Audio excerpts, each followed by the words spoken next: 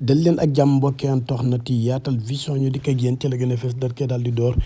ki nga xam ne moo di Moustapha Diop bu Walf TV Walfadjri moom nag dafa daal di yewoo ak bataaxal bu ko métti lool nag bataaxal boo xamante ni bii daal nee na ba ci bëtam ne toq nag am na lu ko métti lool te it daf kaa bett lool noonu la ko daal di yëkkatee ni ay kàddoom maa ngi daal di xam ne nag ne bataaxal boobee nag daf daal ka bind moo di Bougane Gueye Dany moo ko daal di bind nag adressé le ko ñi nga xamante ni moo di waa groupe Walf TV ginnaaw nag bi nga xamante ne démb ñu ngi doon def nag journée sans presse loolee nga xamante ne bii